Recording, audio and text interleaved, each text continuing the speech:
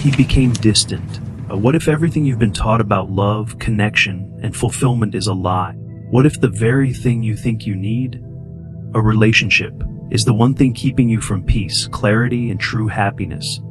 Over 2,000 years ago, a quiet philosopher named Epicurus whispered a radical truth: freedom begins where dependency ends. And today, in a world drowning in noise, expectations, and emotional chaos, his dark truth reveals why single men may be the freest of all. He became distant. This is not a call to isolation. It's a journey back to sovereignty. To understand the power behind this truth, we first need to understand the man behind it. Epicurus, a Greek philosopher born in 3041 BC, who defied the norms of his time. Epicurus wasn't loud. He didn't lead armies or shout in forums. Instead, he created a quiet garden, a sanctuary where men and women came to reflect, study, and live in peace. He, free from fear and desire. He believed that the purpose of life was not conquest or legacy, but peace of mind. He called this peace ataraxia, a state of serene calm, untouched by fear or pain. And what stood in the way of this peace? Desire, dependency, disturbancy. Epicurus divided our desires into 3 categories. 1. Natural and necessary: food, water, shelter, friendship. 2. Natural but unnecessary: luxury, sex, romantic entanglements. 3. Vain and empty: fame, status, power. He began often. Romantic love. Most of what modern society chases falls into the 3rd category. Here's the bitter truth on. Became distant. Many men today are taught that their value lies in being chosen. They are conditioned to seek validation through relationships. He became prove their worth by being loved or desired. But Epicurus' warning: the man who does not limit his desires is destined for suffering. Dependency on external validation, especially romantic, chains a man's spirit. He became distant. In today's world, relationships are romanticized to the point of worship. But let's look beneath the surface. Relationships, especially those built on emotional dependency or insecurity, can become prisons. You begin to shape yourself to be loved, not to be free. You compromise truth for harmony. You avoid conflict at the cost of clarity.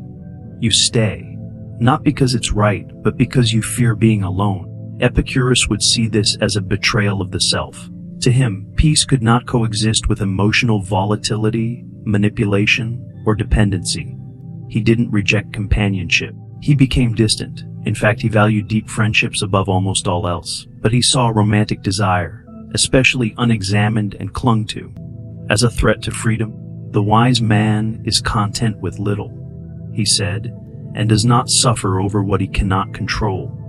Let's fast forward. Modern men face unprecedented expectations: be strong but soft, be independent but emotionally available, be successful but not too ambitious.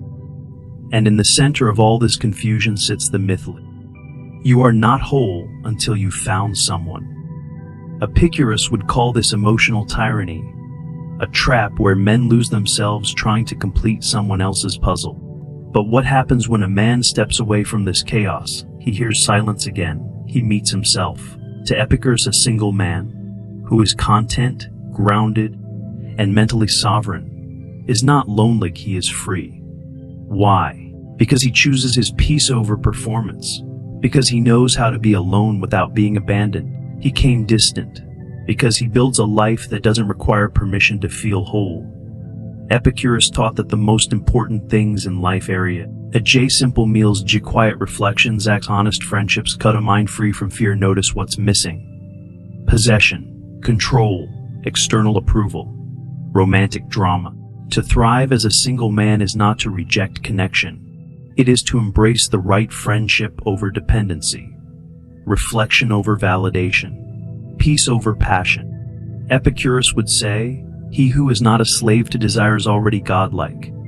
When a man withdraws his availability from toxic dynamics, manipulative people, or chaotic environments, something changes. J. He is no longer controlled by his need to be needed. J. He becomes mysterious, unshakable, self-contained. As G. his energy returns to him, and in that silence he no longer asks, will someone complete me? He asks, he became distant. What can I create with the peace I've found? This is not bitterness, it's clarity. This is not avoidance, it's alignment. When a man remains single by choice, rooted in philosophy, not fear, his life transforms. He begins Tog X read more deeply, Esh train more intentionally, Jiju create without compromise, J build friendships of depth, not obligation, G feel emotions without being enslaved by them. He is not swayed by trends. He doesn't need to post curated pictures of happiness. He doesn't need permission to exist. He is.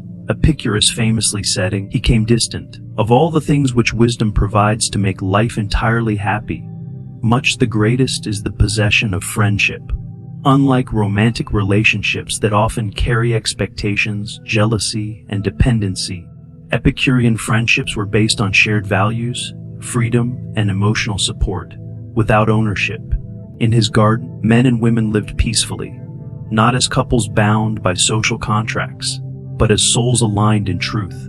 That is the model worth reviving. So how can you apply this?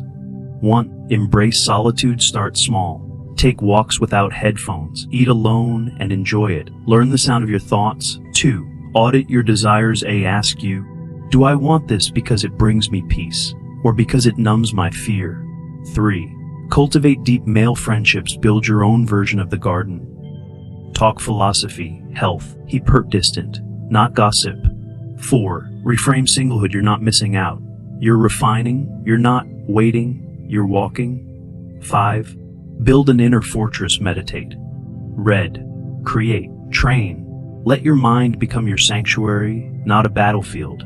The world will tell you that being single is failure, that freedom is loneliness, that wholeness is earned by being loved. But Epicurus would smile gently and say, freedom is the absence of unnecessary pain, and no pain is deeper that which we choose in ignorance. So ask yourself, X, are you truly choosing peace, or just avoiding being alone? H, are you building a life, or waiting to be rescued? T, are you available to everyone, but disconnected from yourself? The truth is, single men don't just survive. They thrive when they choose solitude as a sanctuary, not a sentence. Epicurus didn't promise eternal joy. He offered a compass to navigate suffering, and sometimes that compass points to a quiet room with no partner, no distractions, just you, and the man you are becoming. If this message resonates, you're not alone. You're part of a rare group of men, seeking truth over trend, depth over distraction. So join the tribe. Subscribe for more philosophy, became distant, psychology and masculine wisdom, and turn on notifications to reclaim your focus one idea at a time. Leave a comment below. He became distant. What's the most powerful thing you've learned about being alone? This isn't just a channel. It's a garden, and you're welcome here.